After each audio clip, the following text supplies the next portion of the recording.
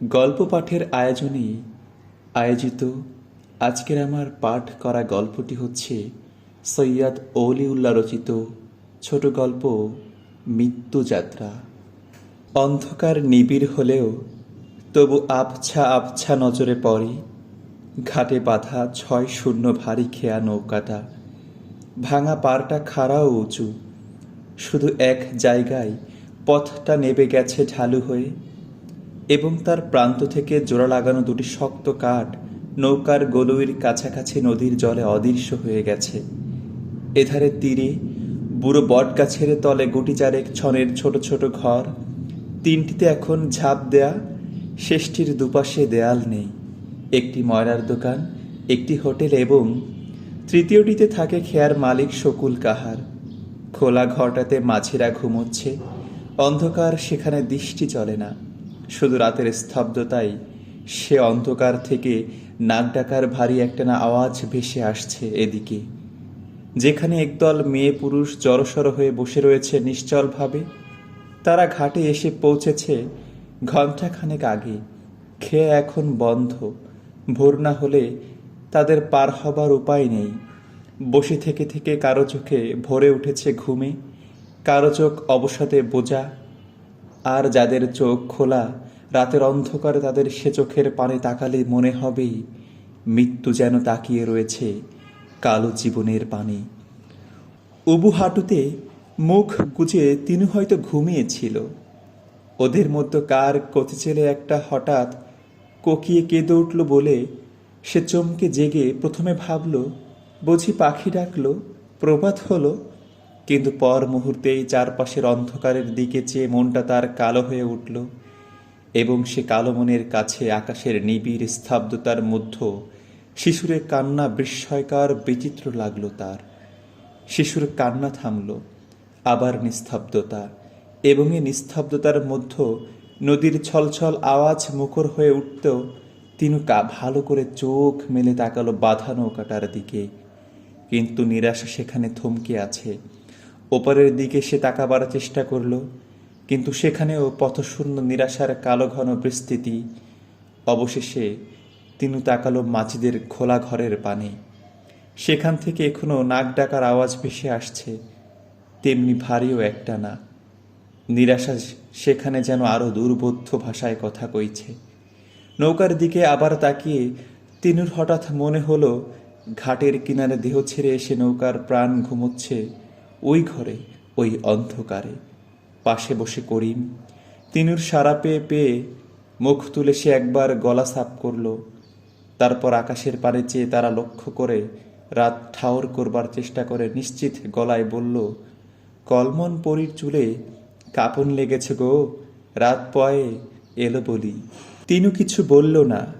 হঠাৎ কি হয়েছে তার? নদীর ওপারে তীর দেখবার জন্য তার মনটা আকুল হয়ে উঠেছে। তার আশঙ্কা হচ্ছে মহাসাগরের তীরে যেন বসে রয়েছে। পথ ভুল করে কি তারা সীমাহীন মহাসাগরের তীরে এসে বসেছে মরণের পরে যাবে বলে? কত বড় নদী গো! একসময় তিনু আস্তে আস্তে জিজ্ঞেস করল।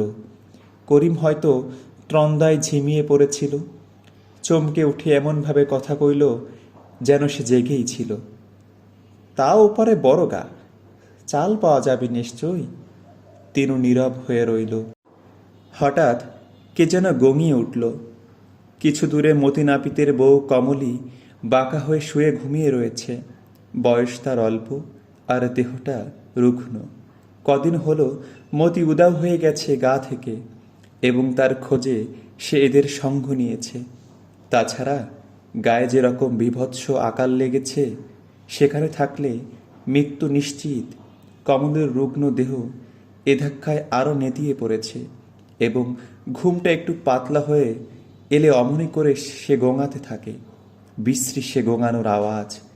তার বুকে যেন নোংরা কুচ্ছিত যত জীব বাসা বেঁধেছে থেকে থেকে আর্তনাদ করে ওঠে। রাত্রি এত নিষ্পন্দ হয়ে যে গোঙানোর আওয়াজ তিনুর মনটা শিরশির করে কাটা দিয়ে উঠল। কিন্তু মনটাকে সে জমাট করে ভাবল, নদী শিরশির করছে, তীর খেয়ে নদী শিরশির করে বয়ে যাচ্ছে। পরক্ষণে আরেকটা কথা জাগলো তার মনে, কিন্তু এত সন্ত্রপণে কেন? যেন অন্ধকারে গা ঢাকা দিয়ে নদী পালিয়ে যাচ্ছে, তাদের ব্যর্থতার সূক্ষ্ম তীরে রেখে পালিয়ে যাচ্ছে।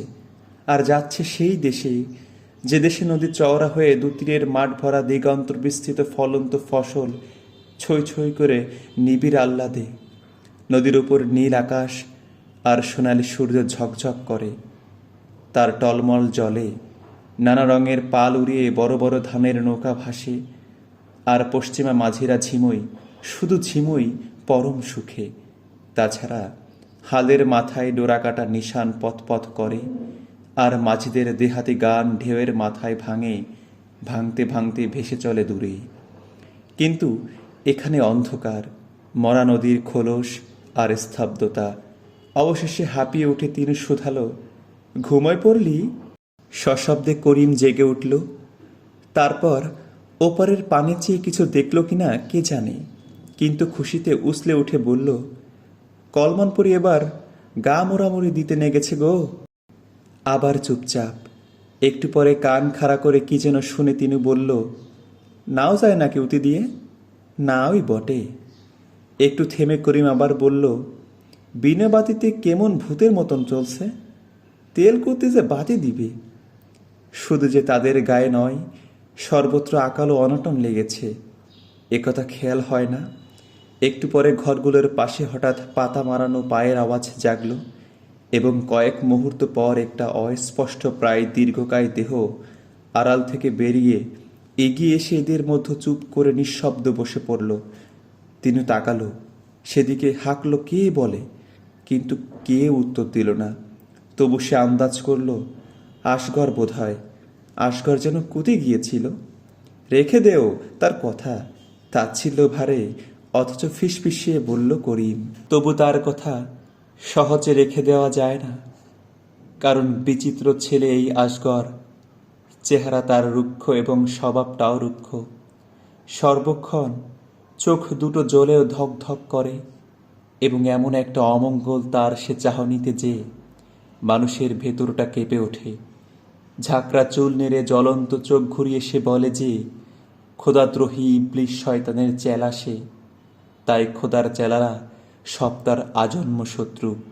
মানুষের বন্ধুত্বে প্রীতিতে সে যেন মরে যায়, জীবন্ত হয়ে ওঠে শুধুমাত্র হিংস্র শত্রুতায়।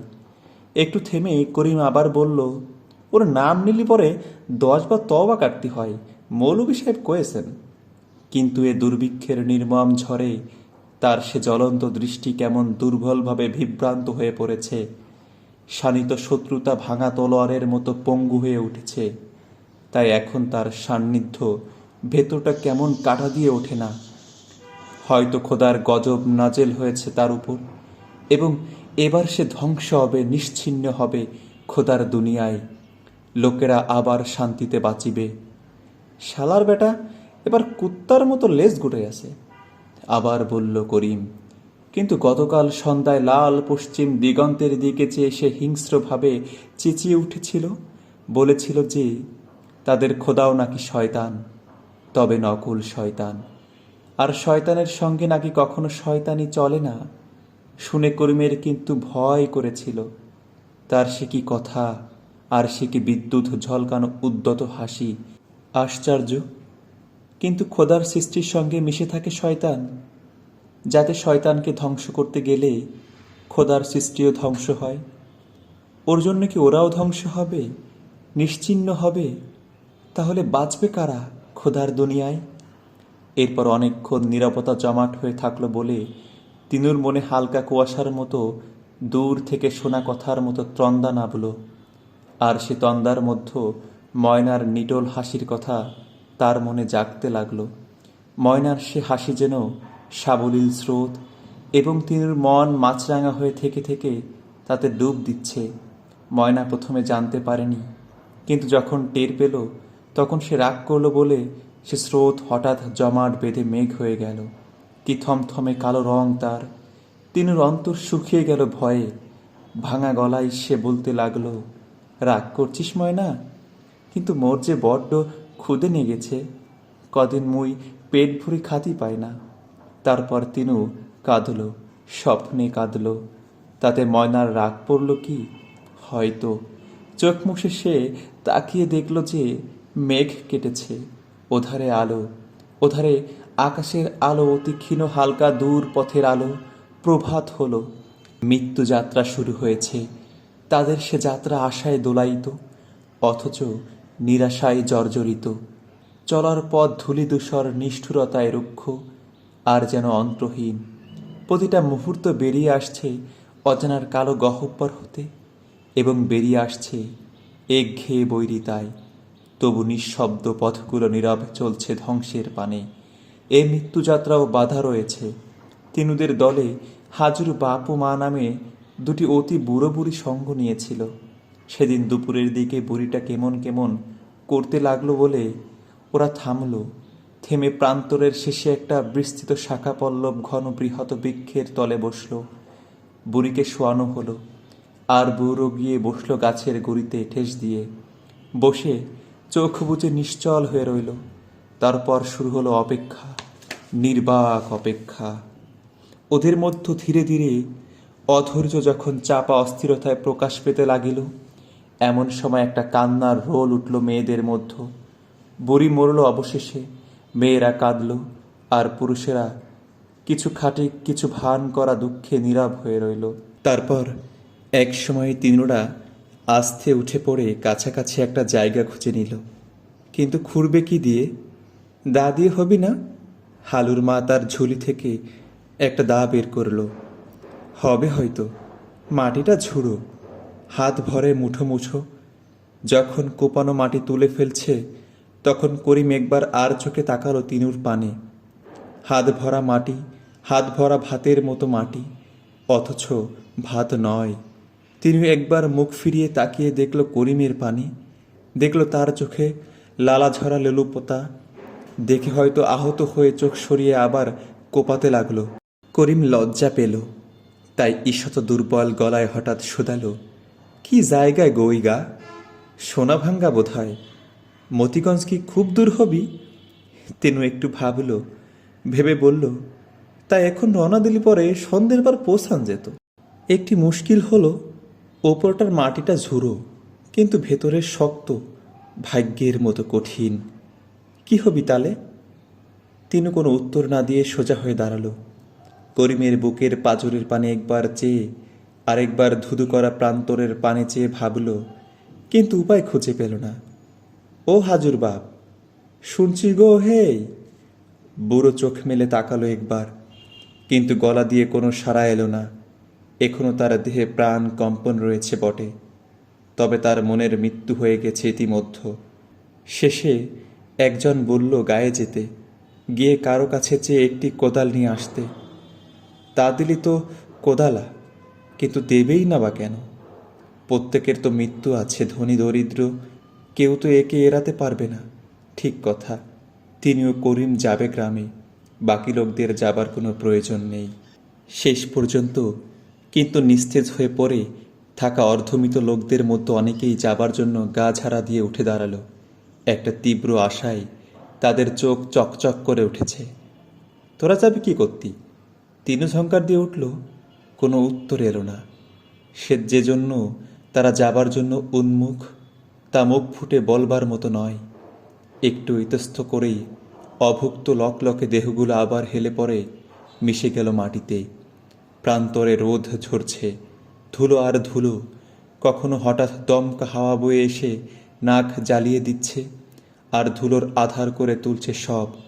তারপর একটা প্রগাঢ় নীরবতা, এবং অনেকক্ষণ পর এ জমাট নীরবতার মধ্যে কালো গোয়ালার 10 বছরের মেয়েটা হঠাৎ হঠাৎ এই স্তব্ধ প্রান্তরের প্রান্তে কেমন করে কেঁদে উঠল। আশ্চর্য! ফুসফুস যেন হাঁপড়, আর কান্না যেন হাঁপড়ের বাজনা। কাঁদিস কেন লা, কাঁদিস কেন? তার মা ক্ষণক্ষণ করে উঠল, চোখ দুটো জ্বলছে হিংস্রভাবে। অন্যকে কাঁদতে দেখলে হিংস্র হয়, বুকটা জ্বলে ওঠে। কান্না হলো অন্তর্জালার উপশম, পরে আরামটুকু সয় না যেন। দল ছাড়া হয়ে একটু দূরে আনুটা হাঁটুতে মুখ গুজে নীরবে বসে রয়েছে। তাকে দেখে বোঝবার উপায় নাই যে ও কি ঘুমিয়ে না জেগে। সে জেগেই রয়েছে বই কি, তবে তার সে জাগ্রত চেতনা একটু বিচিত্র ধরনের। মেয়েরা যে দীর্ঘশ্বাস ফেলছে থেকে থেকে তাও তার কানে যাচ্ছে, অথচ কেমন একটা ধুমেল স্বপ্নে তার মনের ভেতরটা সমচ্ছন্ন। কখনো হয়তো সে মন কথা নেই, শুধু মেঘের মতো কালো কালো ছায়া ঘুরে ঘুরে ফিরছে, আবার কখনো শুধুমাত্র একটা ডাক বা কথা বা ছবি ঘনায়মান, সে ছায়া কাটিয়ে জেগে উঠছে বারে বারে। গত কয়েক মুহূর্ত ধরে একটা অতুজ্জ্বল অথচ কোমল দুপুর সমস্ত ছায়া অপসারিত করে ভেসে ভেসে উঠছে কেবল। সারা আকাশ মেঘশূন্য, সূর্যলোক প্রদীপ্ত, স্বচ্ছ নির্মল নিরিমায় উজ্জ্বল, আর সে আকাশ বেয়ে প্রখর রোদ ঝরছে অবিরাম, অথচ কোনো তাপ নেই তাতে। কি একটা যেন ঝিকমিক করছে। কি ওটা? একটা সজনে গাছ, এবং তার তলে সেই শুয়ে রয়েছে দেহ এলিয়ে, ভরা পেট, তাছাড়া মৃদু মৃদু হাওয়া। ছায়ায় শুয়ে জাবর কাটতে থাকা গরুটার চোখে যেমন আরাম সিক্ত ঘুম আসছে, তার চোখে ভরেও আসছে তেমনি ঘুম। তারপর কে যেন আসছে, হ্যাঁ, লকলকে সাক্ষ্য। বেয়ে কে একটা মেয়ে এদিক পানে আসছে, সারা পিঠময় তার ছড়ানো ভেজা চুল, ঝিকমিক করছে প্রখর সূর্যালোক, এবং পেট ভরে প্রচুর প্রচুর খেয়ে এসেছে কিনা তা ঝলমল করছে তার সারা দেহ। কিন্তু ওধারে হালুর মা জোরে জোরে কথা কইতে শুরু করেছে। বলতে বলতে হঠাৎ কাঁদতে শুরু করলো। প্রথমে আনু কিছু বুঝল না। কাঁদবার কি আছে? সজনে গাছের ছায়া, মৃদু মৃদু হাওয়া, আর ওই মেয়েটি। কিন্তু আহা, হালুর মা যে হালুকে হারিয়েছে আজ মোটে 4 দিন হলো। হঠাৎ কি হলো? ভেদ বমি হয়ে মারা গেল সে অমন বড়সড় ছেলে। তা এধারে হালু মারা গেল, ওধারে রবি মিয়ার বউ ও 2টো ছেলে মারা গেল পরপর। তাছাড়া সারা গায়ে আর কত লোক, কে রাখে তার হিসাব? আনুর হিসাবের বুদ্ধি নেই। যার পেটে যত ভাত, তার পেটে তত হিসাবের বুদ্ধি। একটু পরে আনু আবার সজাগ হয়ে উঠল। কারা যেন খেই খেই করছে। কিছু না, কালু গদার বউ ও হালুর মায়ের মধ্যে ঝগড়া লেগেছে। পেতনি বললি? বলবো না। পেতনির মতো কাঁদতে লেগেছ। বলবো না পেতনি? ভালো হবি না, ভালো হবি না। কিন্তু কালুর বউয়ের গলা বড় ক্ষণক্ষণে। হালুর মায়ের কান্নায় ভেজা নরম গলা ডুবিয়ে তার সে গলা যেন খাই খাই করছে। তবে হালুর মায়ের দেহ শক্তি বেশি, তাই তখনই লেগে গেল হাতাহাতি, চুল টানাটানি, এবং তা দেখে নিস্তেজ অর্ধমিত লোকদের মধ্যে চাঞ্চল্য এলো। তাদের স্রোতহীন রক্ত উঠল টকবগিয়ে। আলুর ছায়াময় মন কিন্তু হঠাৎ কাটা কাটা হয়ে উঠল। মুখ তুলে সে আস্তে একবার ধুধু করা প্রান্তরের পানে তাকালো। সেখানে দেখবার কিছু নেই, শুধু বহুদূরে একটা ঘূর্ণি উঠেছে দীর্ঘ হয়ে। হাওয়া যেন ধরণীর বুকে কি খুঁজে খুঁজে ব্যর্থ হয়ে হঠাৎ ঊর্ধ্বে উঠে উন্মত্ত হয়ে বলছে, নেই, নেই, কিছু নেই গো কোথাও। কালো মনে সে হাঁটুতে আবার মাথা গুজল। কিন্তু তিনুদের এত দেরি হচ্ছে কেন? এবার আনুর মনে একটা সন্দেহ পেঁচিয়ে পেঁচিয়ে উঠতে লাগলো। যে গায়ে তিনুরা গেছে, সে গায়ে কি এমন 2-1টা ঘর নেই যাদের কাছে একান্তভাবে চাইলে 4টে ভাত মিলবে না? একটু পরে কে একজন চেঁচিয়ে উঠল তোতা। বলল, যত সব কুত্তা আমাদিক কেলা দেখায়, খুব মারাইতিছে শালারা। তাহলে সন্দেহটা শুধু একা আনুর মনেই পেঁচিয়ে ওঠেনি। তোতার কথায় এবার সবার মধ্যে একটা গুঞ্জন উঠল, বিষাক্ত গুঞ্জন। আনু মুখ গুজেই পড়ে থাকলো, কোনো কথা কইল না, কইবারও নেই। কিন্তু অন্তর্ময় যে একটা আলোড়ন হচ্ছে তা ভাষাতীত, এবং তার চোখ বেয়ে যে হঠাৎ অশ্রু ঝরতে শুরু করেছে, সে অশ্রুসিক্ত মুখটিও কাউকে দেখানো যায় না। অবশেষে দেখা গেল দূরে বাঁশঝাড় তেঁতুল গাছের আড়াল হতে 3টি মূর্তি বেরিয়ে এলো। কড়া রোদে ঝলকাচ্ছে তাদের দেহ। কাদুর বউ এবার হঠাৎ কেমন একটা বিকৃত ফুলত্তায় নোংরা দাঁত বের করে অদ্ভুত হাসি হেসে উঠল। মেয়ের গা ঠেলে শোধালো, তেঁতুল খাবিলা? আসল কথা, একটা আশা হঠাৎ ঝিলকি মেরে উঠেছে তার মনে। শুধু তার মনে কেন, চাপা স্তব্ধতা থেকে বোঝা যাচ্ছে এদের সবার মনে একটা জোরালো আশা অন্ধ সাপের মতো কিলবিল করে উঠেছে। তবু সব চুপ। কথাটা এত স্পষ্ট যে ঘোষণা নিরর্থক, অথবা হয়তো সবুরে মেয়াও ফুলবে। ওরা এলো, শ্রান্ত দেহ তাদের খড়ের মতো হয়ে উঠেছে, কিন্তু হাতে তাদের কিছুই নেই। এতগুলো কনিনিকা চোখের কোণ দিয়ে ঠিকরে ঠিকরে ব্যর্থ হলো না, কিছুই আনেনি তারা। আবার একটা গুঞ্জন উঠল ওদের মাঝে, এ তাকায় ওর পানে, ও ওর পানে। তোতা প্রথমে অস্পষ্ট কি যেন বিড়বিড় করে বলল, তারপর হঠাৎ মুখটাকে ভয়াবহ করে তুলে ক্যানেস্তারের জোর আওয়াজের মতো ঝনঝনি করে উঠল, শালা সব বেইমান, সব বেইমান। তিনুর মুখে রোদ ও ঘামে এমনিতে কালো দেখাচ্ছে, সে কালো মুখ আরও কালো হয়ে উঠল। ব্যাপারটা সে বুঝল না কিছুই। মাটি খুঁড়বার অস্ত্র আনতে গেছিল তারা, কিন্তু তাদের যুগ্ম যে এদের মনে অন্য একটা আশার সৃষ্টি করেছে, তা কি করে সে বুঝবে? তাই সে গর্জে উঠল, কেন, কেন মোরা বেঈমান? কয়েক মুহূর্ত স্তম্ভিত স্তব্ধতা। কেউ কোনো উত্তর দিল না। মনের দীনতাকেই বা প্রকাশ করতে চায়, কিন্তু তিনু ছাড়বে কেন? উত্তর না পেয়ে লাফিয়ে এসে তো তার ঘাড় ধরে ফেটে পড়ে জিজ্ঞেস করল, বল বল, কেন বেঈমান মোরা? উত্তরে এবার তোতাও হয়তো মনের দীনতা ঢাকবার জন্যই লাফিয়ে উঠে ঝাঁপিয়ে পড়ল তিনুর উপর, এবং তাইতে লেগে গেল ভয়ঙ্কর হাতাহাতি। প্রথমে সবাই অতি আগ্রহে উপভোগ করল ওই দৃশ্য, কিন্তু তোতার নাক বেয়ে যখন স্নান রক্ত ঝরতে শুরু করলো, তখন কেউ কেউ এগিয়ে এলো, এসে অতি কষ্টে ছাড়িয়ে দিল তাদের। অবস্থাটা যখন কিছু শান্ত হয়েছে, তখন কার যেন দৃষ্টি পড়ল বুড়ির বীভৎস মুখের উপর। কোদাল পেলা না? তিনি তখনও ফসছে, তাই কোনো উত্তর দিল না। শুধু নিরীহ করিম নত মাথায় ক্ষীণ গলায় বলল, কতি পাব? কেউ দিলি না বলে সে ব্যগ্র হয়ে হাঁটুর ধুলো ঝাড়তে লাগলো। তো কি হবি, কি হবার হবি? মাথা হবি, মুন্ডু হবি? তিনি এবার গর্জে উঠল, এবং হয়তো তার সে ঝুলন্ত ক্রোধকে চাপা দেবার জন্যই করিম উঠে গিয়ে বুড়ির ছিন্ন ময়লা আঁচল দিয়ে তার বীভৎস মুখটা ঢাকা দিয়ে এলো। তারপর কে যেন রসিকতাও করল, সবুর করো, বুড়োটা মরলি পরে দুটোকে একসাথে গোর দেওয়া যাবি। গাছের সুরিতে ঠেস দিয়ে এখনও বুড়ো তেমনিভাবে চোখ বুঝে নিশ্চল হয়ে রয়েছে। ক্রমে ক্রমে একটি অধৈর্যের চাঞ্চল্য ছড়িয়ে পড়তে লাগলো সবার মধ্যে।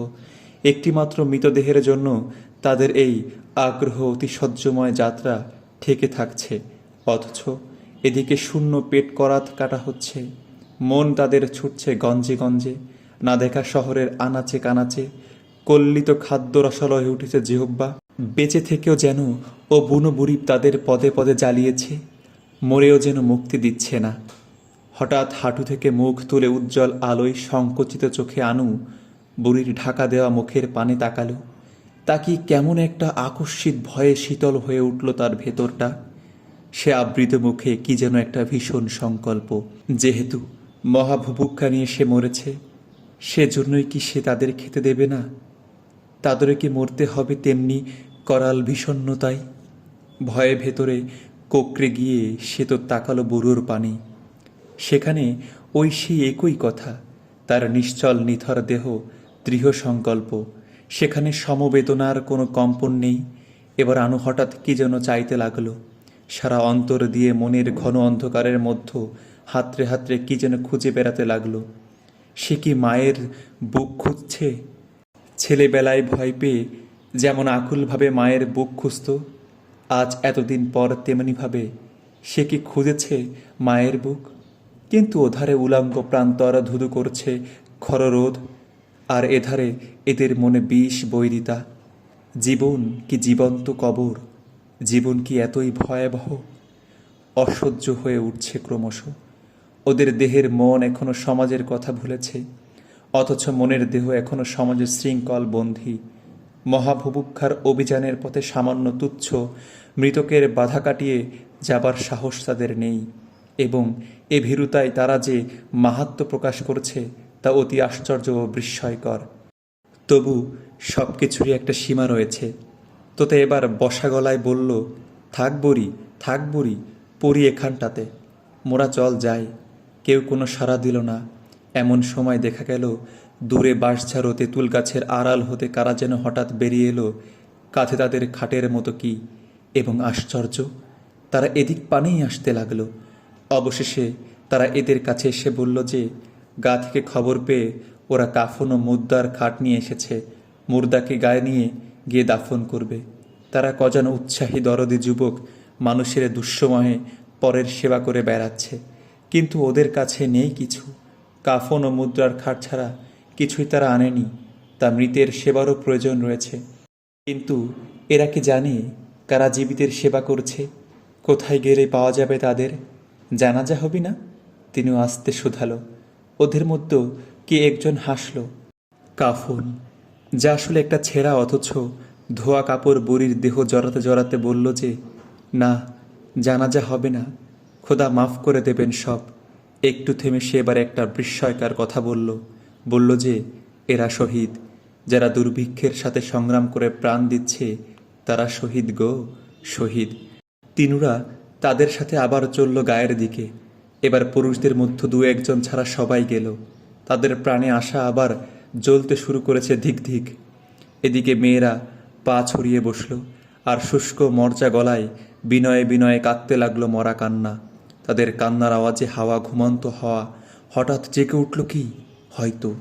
কোথেকে হঠাৎ দমকা হাওয়া এসে ধুলো উড়িয়ে ছুটোছুটি করতে লাগলো প্রান্তরময়। ওই কথাই কি সে? হাওয়া বলল, নেই নেই নেই। ওরা ফিরে আসতে আসতে প্রায় সন্ধে দিগন্ত রেখার কাছাকাছি। তখন রক্তাক্ত নীরব সূর্য। তারা এসে পৌঁছেতে মেয়েদের মধ্যে আরেকবার কান্নাটা উঠল। দুঃখ ছড়িয়ে তাদের মধ্যে এখনই সামাজিক রীতি অটুট, কিন্তু কান্না থামতে দেরি হলো না। এবং থামতেই বা এবার একটা চাঞ্চল্য দেখা গেল তাদের মধ্যে। অভিযানের পথে বাধা তাহলে সত্যি সত্যি কাটল। যাত্রার আয়োজনে সবাই সতেজ ও শতমুখ হয়ে উঠেছে। এমন সময় তিনু হঠাৎ গলা ছেড়ে বলল, কোথি যাবা আজ? সন্ধিন আগে নাগে গঞ্জে পৌঁছতে অনেক রাত হয়ে যাবে। তার সাইতি চলো মোরা গায়ে যাই। এক চৌধুরী সাহেবের কথা শুনলাম, পায়ে দড়ি পড়লি পরে দুটি খাতি দেবেন নাকি? গাছের তলাটা আবার তীব্র কোলাহলে মুখর হয়ে উঠল।